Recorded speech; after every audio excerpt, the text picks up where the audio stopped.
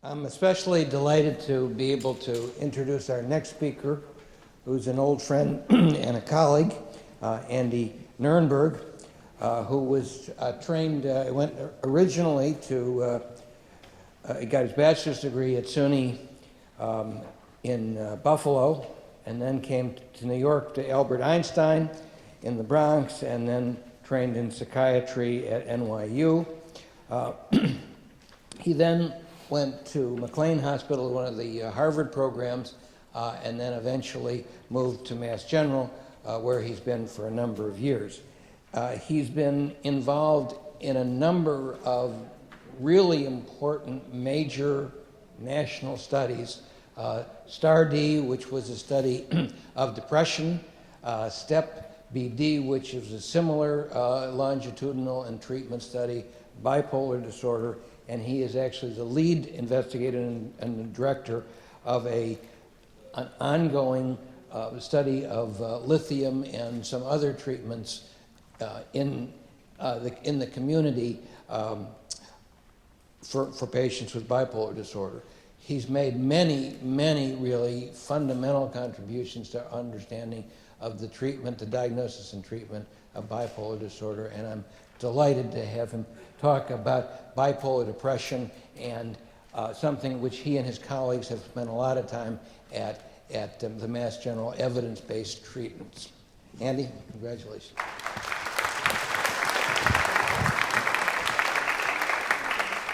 I'm delighted to be here, and delighted that you're all here, and really incredibly grateful to the Foundation for doing all of the work that it's done over the years.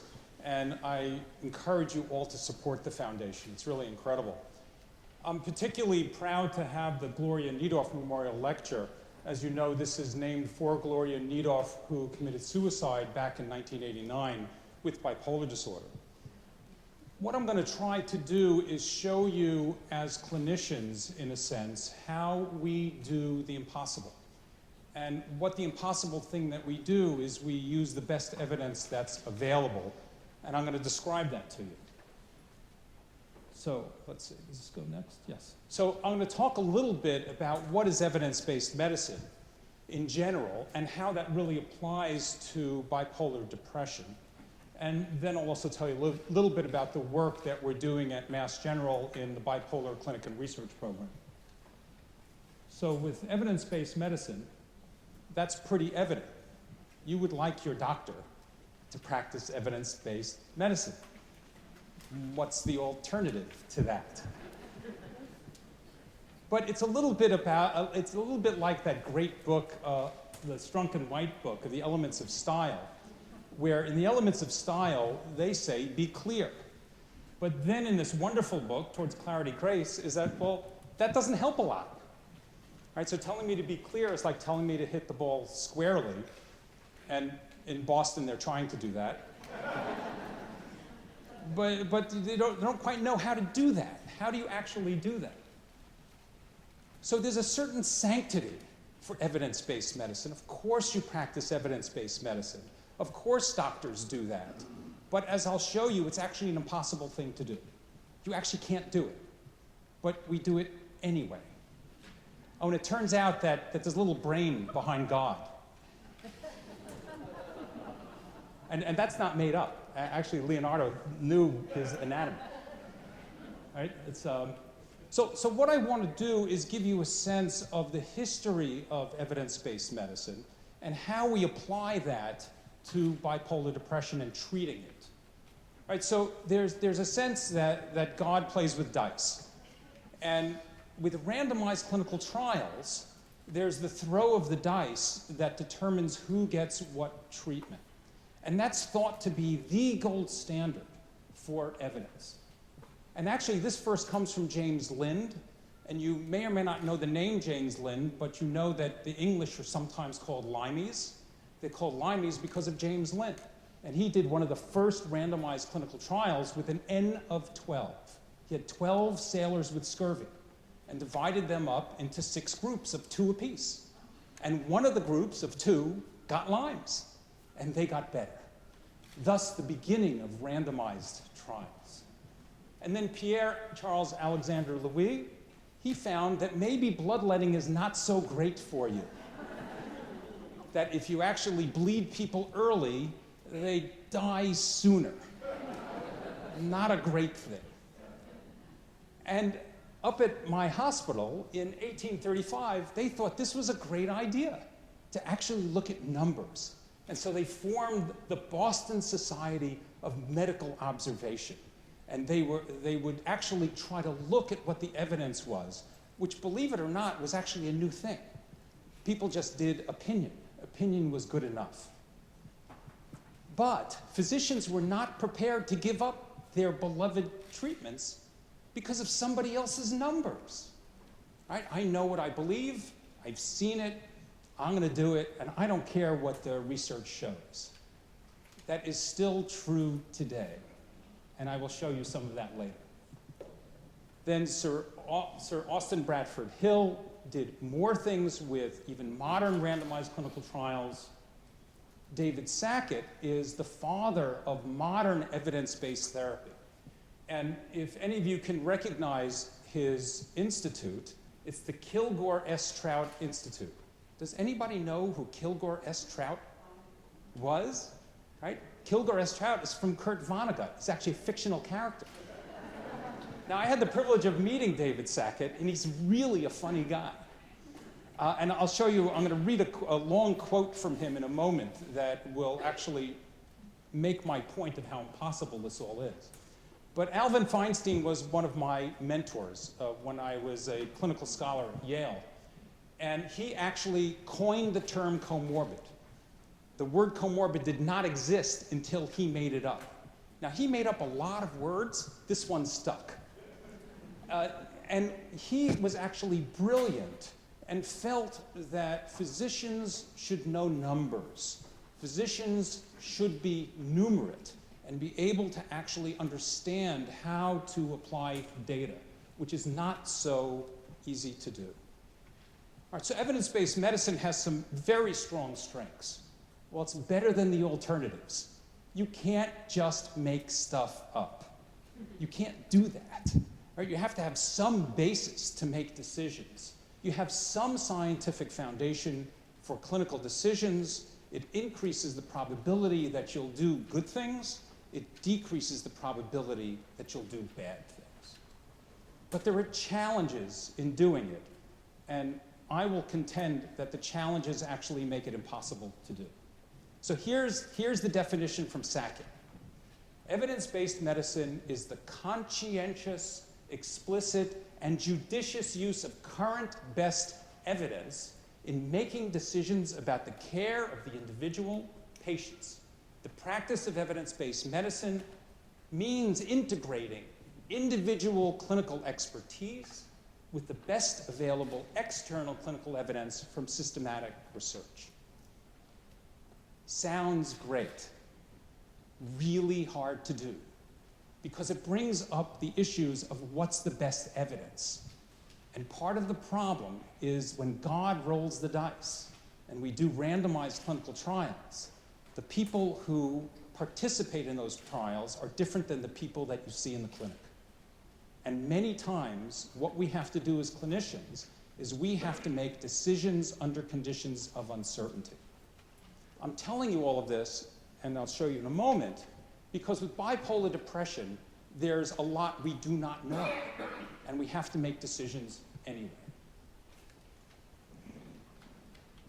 So Alvin Feinstein questioned, what is the best available evidence? Right? But what is it that actually is going to guide clinical care? And this was just in the New York Times, right? Different sources of evidence for knowing what to do, who to trust, whose advice to follow. And what I especially liked about this is the intersection where it says mom. Mom is going to tell you what to do. Then there's what you want to hear, and then there's what is known, and there's something in the middle. So for all of you who have struggled with loved ones or yourself with psychiatric illnesses, you sort of get this sense that sometimes you don't quite exactly know what to do. And in the land of bipolar disorder, many people are taking 3, 4, or 5 medications that has never been studied, right? But you do the best you can with what you have. let's see. Oh. Now, one of the ways that we do the best that we can is this marvelous book that has a great title, but another book has the same title, although this book came out a year before. It's How Doctors Think. And what Catherine Montgomery does in this marvelous book is talks about phronesis. And phronesis is the Aristotelian notion of practical reasoning. And that's really what we do as clinicians. It is not art, she claims, and it is not science, but it's the integration of practical reasoning that allows us to make decisions because we do not have the luxury of doing nothing. We have to do something in order to alleviate people's suffering. And then Gary Klein also wrote this marvelous book of Streetlights and Shadows that you have to have adaptive decision making. It needs to be iterative. You need to do something and find out what happens and then learn from that and then do something else with the best evidence that might be available. And then there's another whole aspect of it, which is the tension between physician authority and patient autonomy. And that may vary depending on what's going on. So it's not just a decision on the basis of what the doctor thinks, it's a relationship, and the decisions are made in the context of that relationship, and it's also negotiated. And then there is the whole notion of how somebody integrates all of the information in order to simplify it in some ways, not be biased as much as possible, and use what's called heuristics, which is taking complicated data, trying to condense it, also understanding risks, and in our field, it is the risk of side effects and bad things happening, trying to balance the benefits and the risks. So this is why it's impossible. This is what we actually do. So here you have the literature, which has the fancy word nomothetic data, nomothetic evidence. It's the evidence of the group that you take from group studies.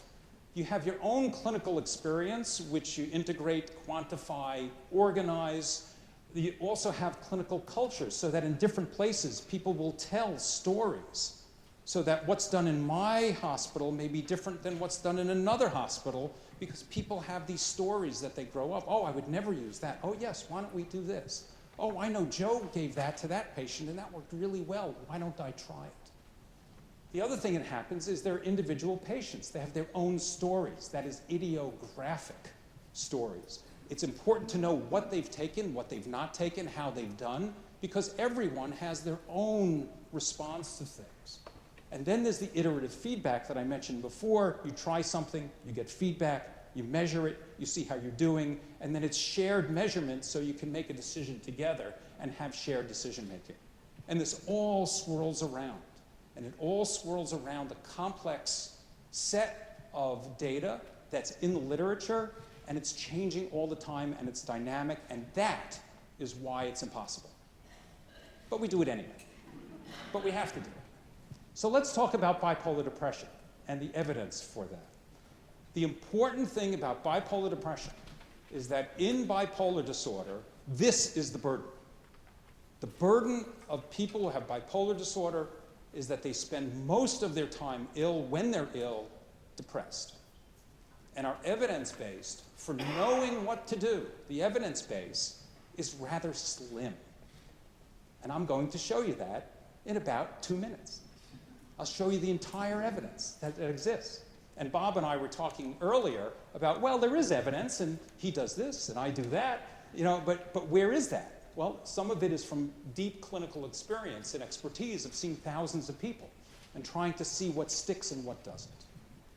So here are this is the entire world of FDA approved studies, and I will show you the main studies. This is the first one. This is olanzapine plus fluoxetine.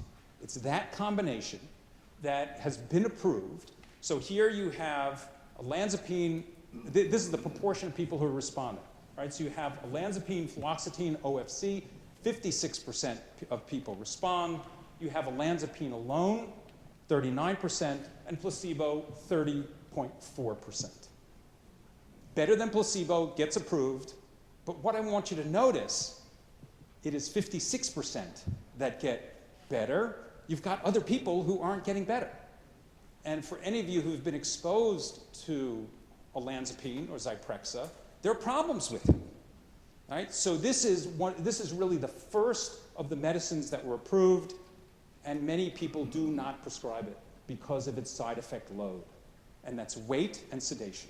And also metabolic syndrome, which is a tendency to have diabetes, hypertension, to gain a lot of weight.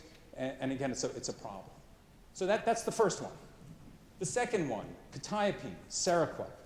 Same sort of thing, 58% for 300, 58% for 600, 36% for placebo. It gets approved. It leaves a lot of people who aren't better, first of all. And second of all, it has the same side effect load as olanzapine fluoxetine. And some people just don't like it, right? So it's another sort of thing. That's number two.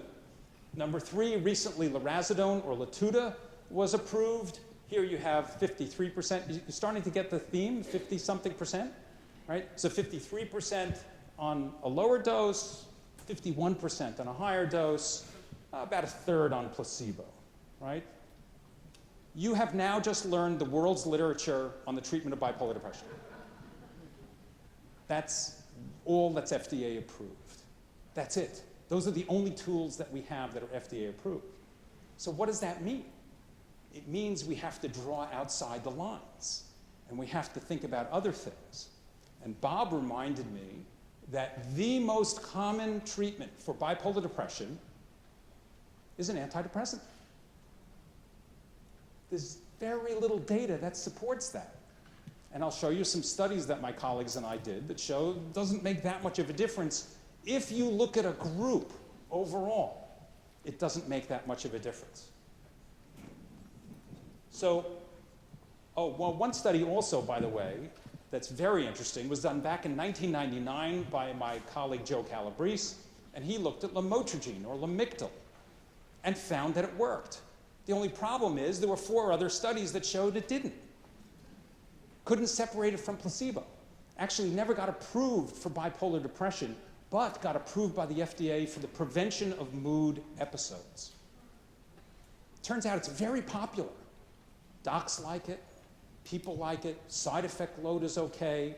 There's a little bit of a risk of a very bad thing that happens, which is called a Stevens-Johnson syndrome. You can get a very dangerous bad rash, but there's a way to decrease that risk by just increasing it very slowly. So why is this negative, and why do docs use it? Here you have a deviation from the evidence. It's because this was monotherapy. So our colleagues in Europe actually took the trouble to use lithium with it. And so here you have lithium plus lamotrigine versus lithium plus placebo. And in fact, people got better. There you got that 50-something%, right, of people getting better, which is how clinicians use it. But this is the only study that actually looked at this combination, and it's used all the time. It's extremely popular. And when it works quite well. But again, it's not approved for the acute treatment of bipolar depression. We did a study of treatment-resistant bipolar depression. These are people who clearly had not done well after 2 antidepressants. This is in the very early days of lamotrigine. And we found that actually lamotrigine worked not that badly for these people. But what was interesting was risperidol did not work. Right? It really didn't work for the bipolar depression. And there are a lot of differences between unipolar depression, bipolar depression. There's better data of risperidone as an add-on for unipolar depression. Let's see, is this thing working here? There we go. And this was one of the major studies that we did. And basically, an antidepressant or a placebo was added to a mood stabilizer. This was in the STEP study, as it's called. And no matter how we looked at the data, placebo did a little bit better. Didn't matter how we looked at it. And it was really quite surprising to us. Now, the 2 antidepressants we used were either Paxil or Wellbutrin. Those are the 2 that we used versus the placebo. So we're all proud of ourselves. We published a major study, psychiatric major study in the New England Journal of Medicine, which is the big one to go in, and we're all proud of ourselves. This is 2007, and it's now 2013, the last time I looked. And what's the most popular thing that people do? They give antidepressants. So there's a little bit of a delay, but there's also complexity that's buried in there, which goes back to my point that this is impossible. So when Bob and I were talking before, we said, you know, I think that the antidepressants kind of work. And I said, I actually agree with you. But it works, according to my colleague Terry Ketter, maybe in 1 out of 7. But you don't know who that is. And if you look at a group like this, you just don't see the difference. So you have to reason, use that marvelous word phronesis, to try to figure out who should get it and who should not. And the other thing is that not all antidepressants are the same. And so Bob and I, being the age that we are very well versed in the use of old medicines.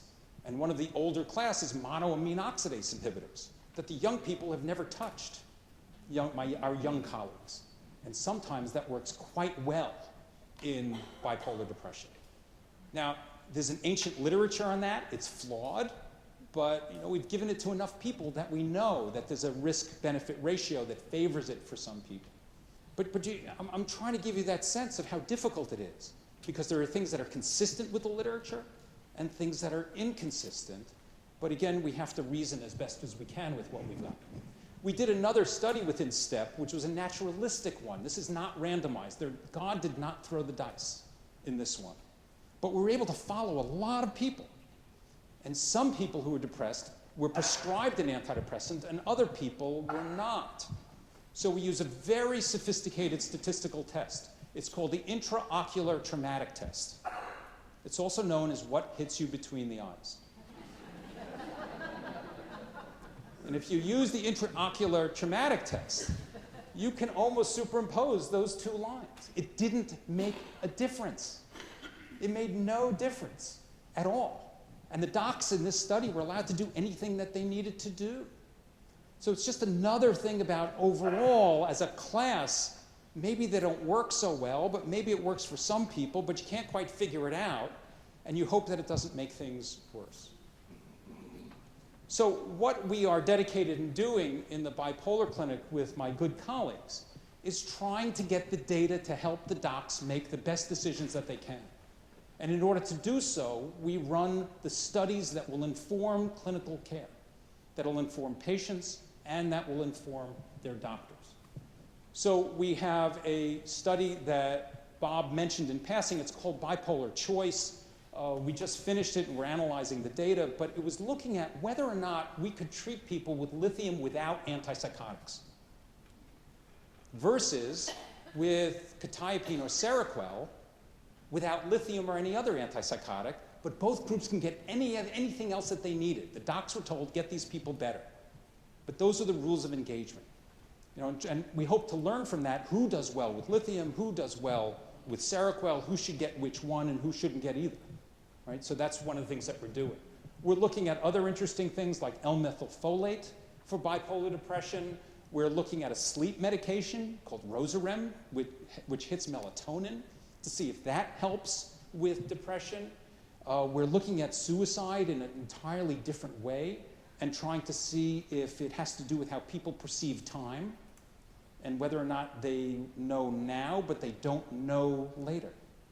And if they don't know later and they only know now and it hurts now, they want it to go away. And when they want it to go away, they think about suicide without realizing that it can get better. So we're looking at that to see if we can also come up with an intervention to help these people.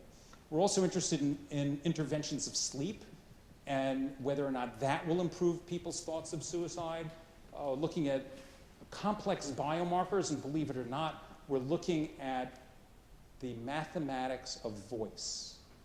We're looking about the complexity of our voice signals and see if that tells you how people do over time if they're depressed, and is it a clue to who gets better and who doesn't. And then we're looking at some other things like rumination and how that causes people suffering. We're also looking at some psychotherapies that are innovative, mindfulness-based cognitive behavioral therapy to help people modulate their reactions to things, because if they can, it gives them the tools and makes them less reactive to all the things that are going on. Same thing with nutrition. exercise and sleep, because we think over time that will change the course of the disorder and will help people to get better. Then the other thing that we learned in STEP, and that has also informed some of our treatment, is that anxiety is frequently ignored in bipolar disorder. And one of the things that predicts a bad outcome in bipolar disorder is anxiety. And yet there are very few treatments of that. Actually, Bob published one of the few treatments, studies of anxiety in bipolar disorder. And then finally, we're looking at how do we teach people the skills to regulate their emotions and their whole emotion reaction. So I hope I've given you a sense of the complexity of something that sounds so simple. You have bipolar depression, you treat it with an antidepressant. Well, that's not true. Is bipolar depression, you've got these three things. It's kind of hard to know exactly what to do. You've got some data that shows that lamotrigine works, but you have a lot of data show that it doesn't, but the studies didn't quite inform clinical care because they were monotherapy, and there's only one study that so you get the sense?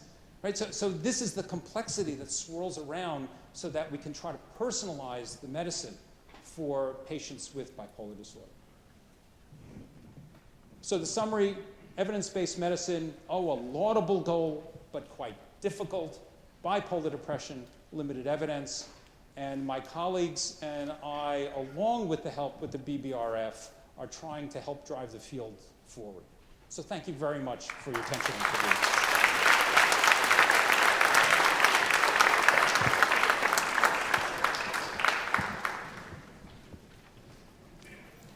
Questions for, yes ma'am.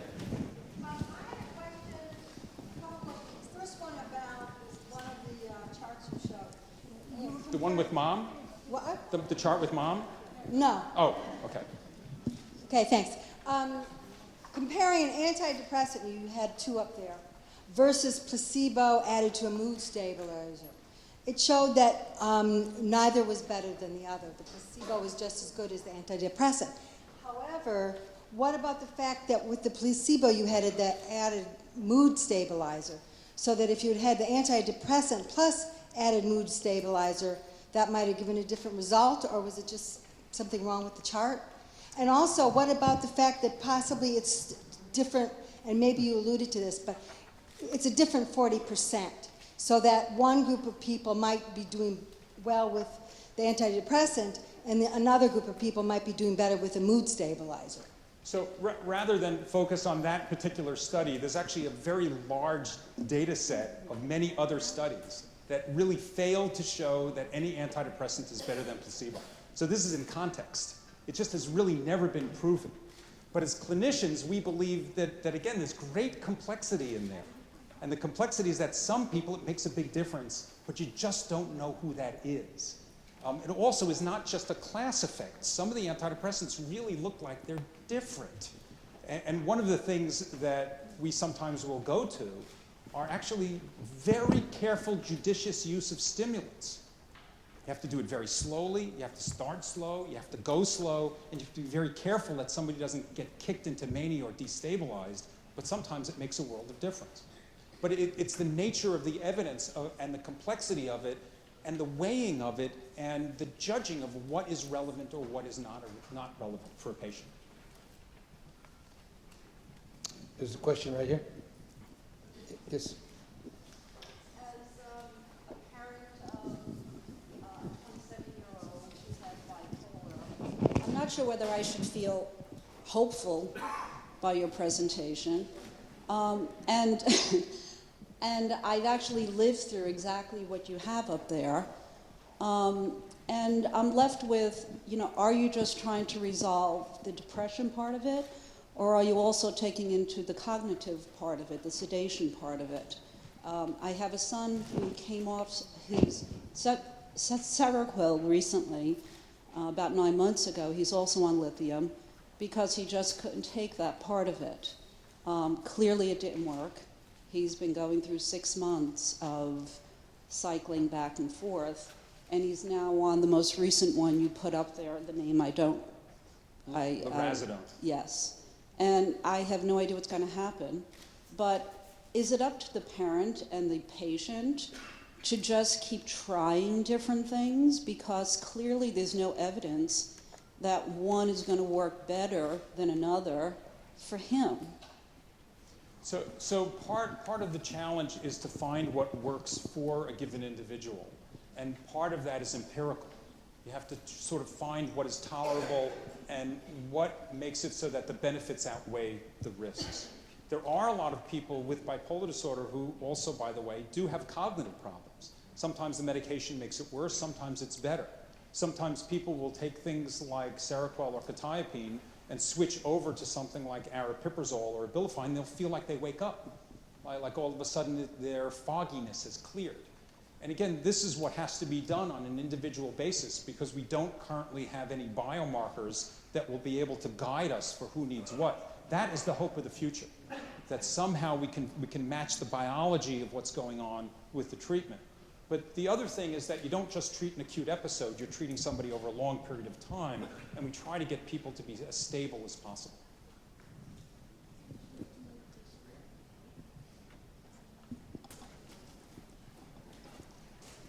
The nature of bipolar disorder is, for the most part, I think,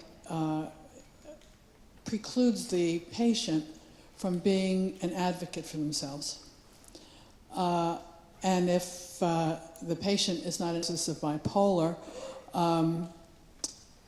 what can you do for someone like that? I think our country struggles, as we can see in the news. I'm not saying that all bipolar people will be violent, but there are so many emotionally disturbed people who are just living but not able to be productive, and their parents, like this one, I'm the parent of a bipolar person who's 42 years old, they can't accomplish anything, and nobody can tell them what to do, and that's a big problem. Do you have any suggestions for that? And I just have one other thing. Personality disorders go along with bipolar disorder? Character disorder go along with, is it comorbid? So let me answer the first question first in terms of disability, and that there is a huge burden of disability in bipolar disorder, where there seems to be somewhat of a disconnect between the level of disability and the level of symptoms that somebody has. And that if it's very difficult for someone to figure out what to do and they're functioning on the margin in a sense, it's hard to find what will drive them. In other words, just asking them, what is it that you would like? What is it that you would like to do with your life? And the other question is, with what you're doing, how is this working out for you? And that's what you can keep on going back to. And for some people, it's very difficult, and they have such a difficult time that it is hard for them to function, and they are disabled. For other people, if they don't acknowledge that they have it, then the question, okay, so how is this working out for you? What is it, can we come up with some negotiated shared goals that I would want for you and you would want for yourself, and let's figure out how to get there together. That's the first thing.